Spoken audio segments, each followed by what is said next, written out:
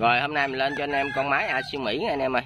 Con này hiện tại là 2,4 kg nha, có bầu diều hơi lớn.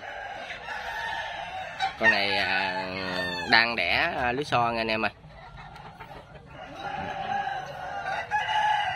Cán 3 hàng dãy, chân vàng 3 hàng dãy,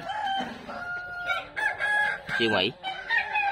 Con này giá 1.5 nha, 1.5 bao ship các tỉnh cho nè. Anh em nào thấy hợp nhãn thì lưu cho mình.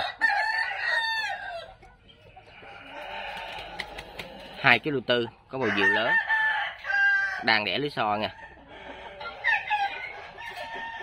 Rồi anh em nào thấy hợp nhãn thì lưu cho mình. 1.5 bao ship các tỉnh cho nè.